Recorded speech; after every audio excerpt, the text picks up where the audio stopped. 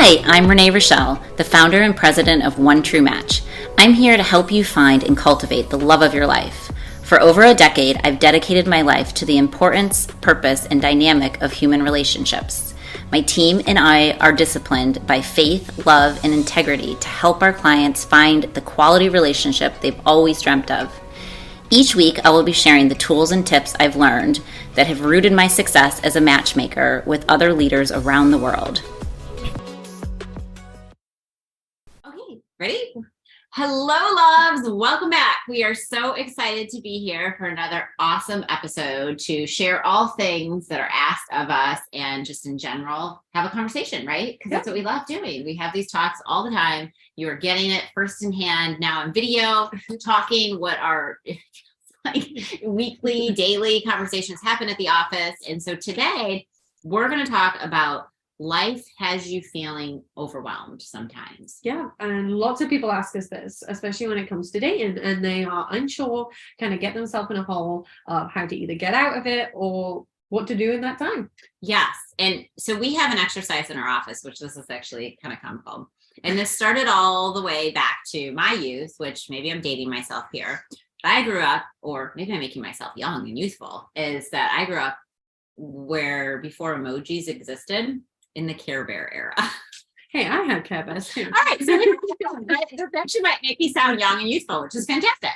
But the point is back in the day before emojis existed, we literally, the little Care Bear would have a patch on their belly to express like their cheerful side, their sad side, all these different emojis that go through our head and emotions and things like that, right? And so part of that we actually do it quarterly because my entire team would kill me if I did this on a weekly basis when we meet. But it's so important that we plug in quarterly, and I have everybody hold up their Care Bear emoji because it's so important. And we probably should do it a little bit more frequently because I feel like sometimes I know you'll pop it into a conversation. Thanks for Care Bear. Yeah, like well, like where's your Care Bear? Where's your belly at? Right? Where's your belly at? Is that it's so important that we share and say, we kind of check in and plug into ourselves. Like obviously we're always talking about self-improvement and being your best version of yourself and that we always talk about, but like it is true that you self-reflect and you check your belly. Yes. Which it's still a thing because my daughter actually watches this. It's like a show now. Okay, I'm digressing. But digressing to Care Bear. Hey, you check the Care Bear emoji. And is it like the cloud of sadness? Is it the sunshine of excitement and array of light? Is it the joy? Is it the, like all the different Care Bears? This could be a kid-friendly podcast too. Yeah. We're going into like the next level.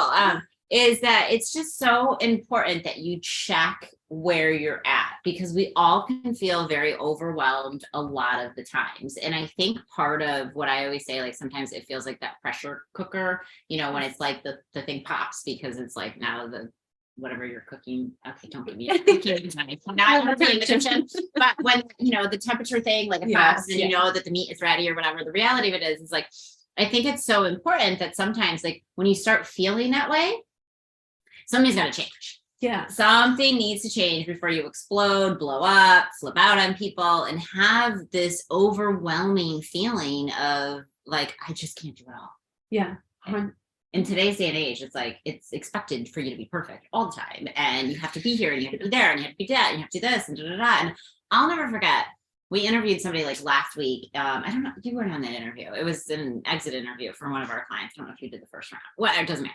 But the point is this gentleman that we were interviewing for one of our female clients literally said, I give women so much respect in today's day and age because they have to wear all the hats. Yeah.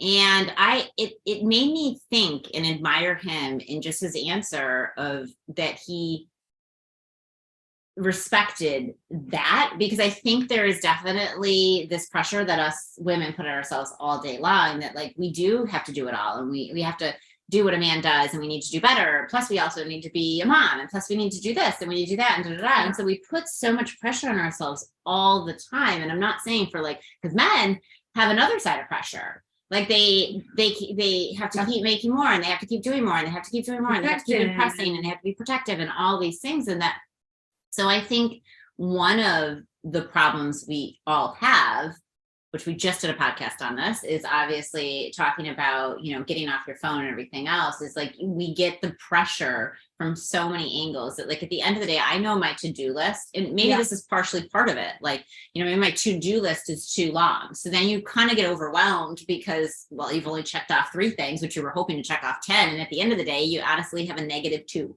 Yeah. I don't know. Math is not my other strength. So like, but the point is like, it's so important that we almost like don't put too much on our to-do list. Or if you're somebody that, we always talk about personality types, and you're somebody that's really not a planner, then, to like actually put a list together. Yeah, like bring it in. I mean, my husband, he'd put his hands up. I mean, most of the podcast know Jeremy, heard of Jeremy, along those lines, approach Jeremy when he's asking someone if they're single out and about. But we love a little Jeremy all the time. But he's the same, right? I will say over and over and over, hey, do this. Hey, when are we doing this? Da-di-da-di-da. And sometimes he'll be like, I'll say, you have no idea what I've told you. And he's like, no idea whatsoever. And he's like, I'm quite overwhelmed with all the things you just asked me to do. He's like, well, you write me a list. And sometimes when he first asked me, I was like, that's a little ridiculous when you can. That's like a honey-do list. Yes. But it really is true. Like, it's so crazy because now he's like, yeah, I can help you if you just write it down for me. And it's like, oh, things work. And so when life, you feel like you've got 100,000,001 things. And like Renee said, each female and male all have different responsibilities that we bring on, but kind of lay them all out flat. Like, hey, I have this, and also make a priority list. Because people are like, oh my goodness, my grass needs watering as well as my kid needs to be kept alive. Well, guess what? The 2 things you need to focus on there, you need to focus on keeping your kid alive and feeding the kids. It's true. And I've just gotten 2 beautiful plants in the front of the house. And I'm like, which is a great idea. They were beautiful when I bought them, but it's to try to remember to actually water them. It's like, why did I add that to my responsibility list of things? Because I think flowers are pretty and I like to see them, but if they're dead, that's not going to help my scenario. So it's also like, why do we keep adding more and more and more to our plate? And I think it's because we're also wanting to, in the stresses of life, add the things that bring us joy. Yeah. But we really have to prioritize the things that matter most. And we get to this overwhelming, like, pressure cooker feeling that it's like, it's going to explode. And we sit down and we have that time to reflect. I always talk about the 72-hour rule. I also talk about the 5-hour rule. Like, it's important that we're communicating that with somebody, so I don't think we've gone to the dark side where something is like seriously wrong with us. Yeah. But it's like, I need that time to process, reflect. That's how I recharge. We talked about earlier, not calling anybody out, but somebody on our team kind of had the cloud emoji, like Care Bear belly. And it was like, whoa, we were all like, what's wrong? Like, do we need to go to the prayer warrior camp? Like, what do we need to do? Like, are you okay? And she was just going through a lot. There was like one thing after another, after another, after another, after another. And the reality of it is she just needed some time out. Yeah. And so, I'm involved in a church group at our church, and it's for women or whatever. And I really haven't had a lot of time for this book club because, to be honest, I don't have a lot of time to read extra books or things like that. And so, Audible is my best friend when you're working out or you're doing things or you're doing like whatever. But the point is, the other night, like, it was a really great experience for me because even though I didn't have time and I had a million other things to do, and there's like end of year, but like all the stuff, right, with the company, everything else. And I was like, I should really be up till 1 a.m. figuring this thing out and doing this and doing it. But I needed that hour and a half that it was to like plug in with other women that was actually to make you a better parent and do all the things that I don't know how to do. And just that fellowship was like, it made it surreal. And I think like the one thing we were talking about even earlier is organization. So like the one woman that's on our team that was kind of going to start cloud is she's also somebody that is, and again, I don't mean to call her out, but like way more laid back in her way. So like her life has just become very cluttered.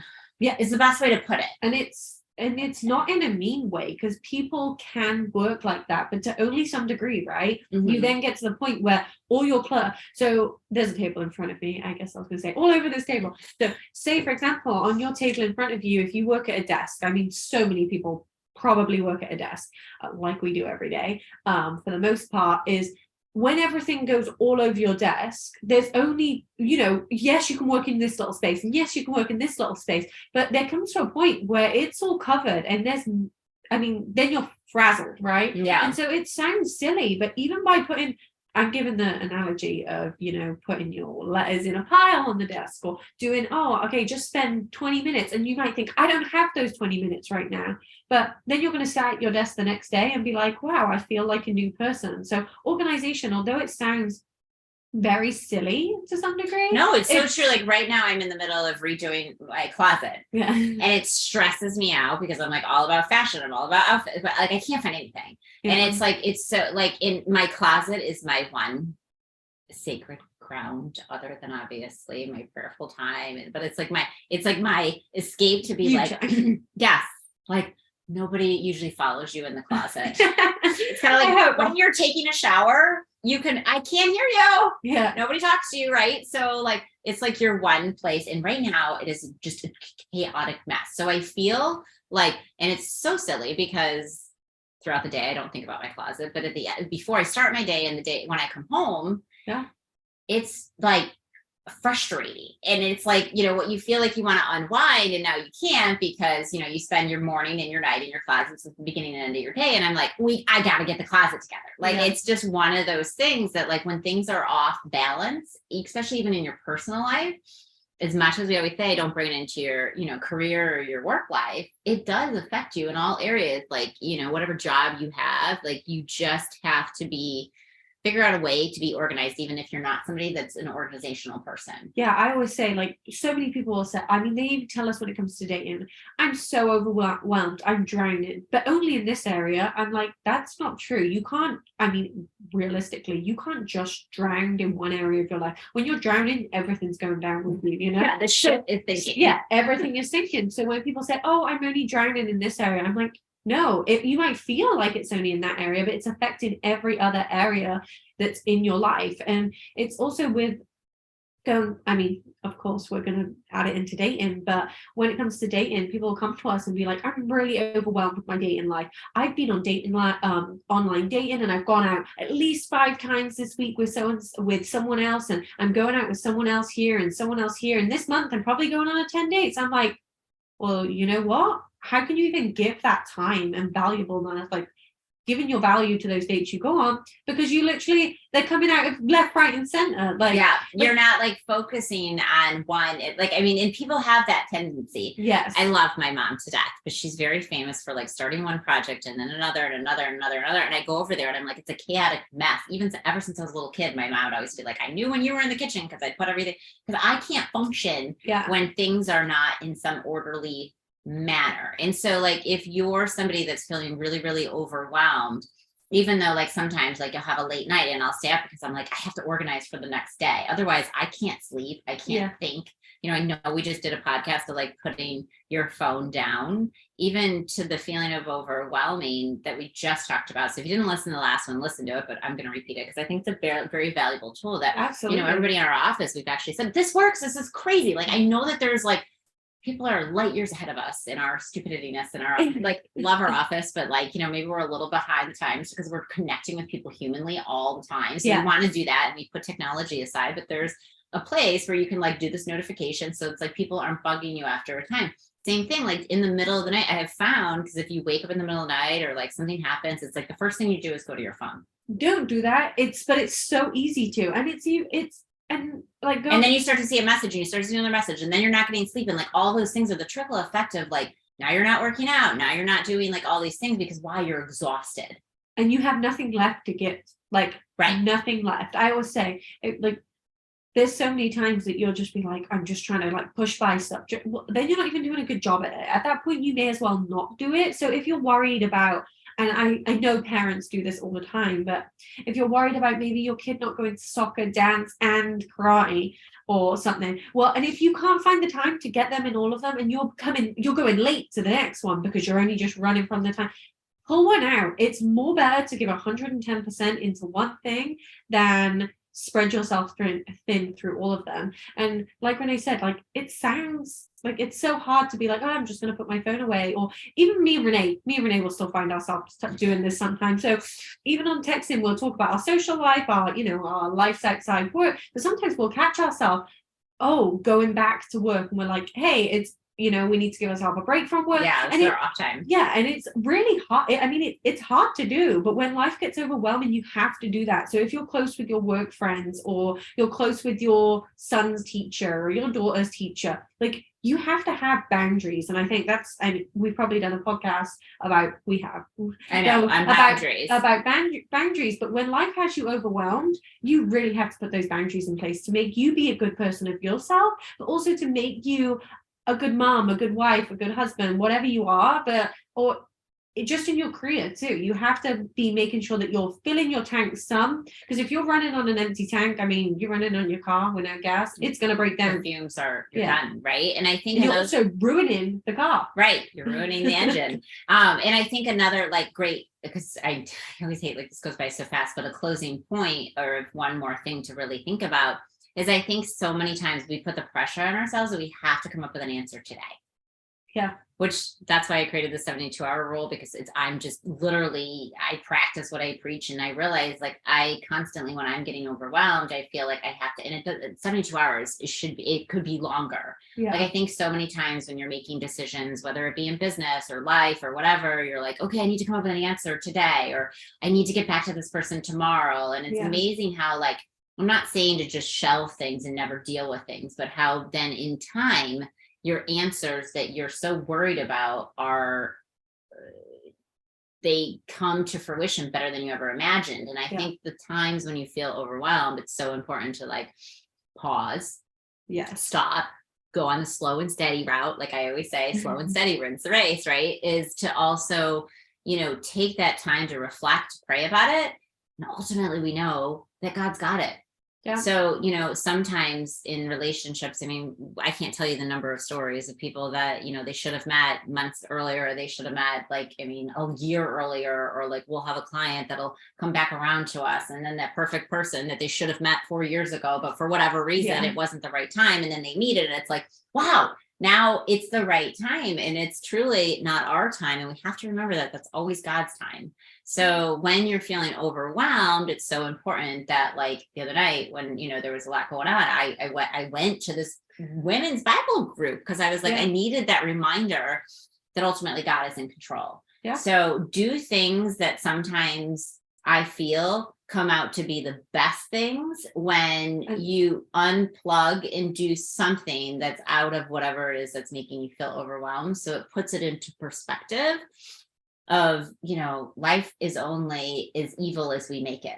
Yeah, no, it's serious. And it's sin coming in, right? Yeah. And there's something I heard the other day too, which kind of is pulling back into, you know, if you can't fix it in, I think they said 60 seconds, right? If it takes you more than 60 seconds to fix it, so say you have something in your teeth and you tell someone, hey, Renee, you have something in your tooth, and you wipe it away, great. But say you actually had a really crooked tooth or something, bad analogy, but that you can't fix it right away. And that's like a lot of problems in life. If you can't fix it in that time frame, what's the point? Like, just let it go until you dedicate either your time or dedicate something else to kind of put it all together. I'm laughing at that. I have no idea where we're going with this tooth comment. Maybe we need to bring in Dr. Henry to talk about that, to go a little deeper. No, I'm kidding. But like, I mean, if I guess what you're saying, if you can't fix it, shift it. I have no idea. I'm trying to go off of what you're I should have used the tooth analogy, but basically everybody's checking their teeth right now. I know, even I'm like, oh. If you can't, it's not honest, it's not worth the energy if you can't, like, fix it right away. So when life's overwhelming, kind of put that priority list, things that can be fixed immediately, or things that are going to take much more longer that you have hours in your day to fix. Right. And remember that you are so dearly loved every second of every day, not only by your loved ones, but also by Jesus and God. And that is where you need to go, and more frequently. Because that's why we're feeling overwhelmed, because we shelf that, we put it aside, we try to take control. And that's the reality of why we feel those moments, because he can only do something with something when we literally give it all to the Lord. So on that note, we hope you have found this beneficial. We always love chatting with you, hearing the topics, and helping all of you in our audience to overcome big things that are happening in your life. And we appreciate you. And we can't wait for our next chat. Can't wait. Bye, guys. Bye.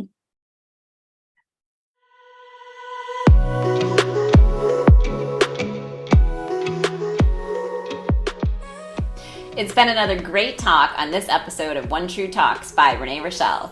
I look forward to our next chat. Please write in your questions and comments so I can be sure to talk about whatever it is you want to discuss in our next upcoming episode. Lots of love. God bless. XOXO.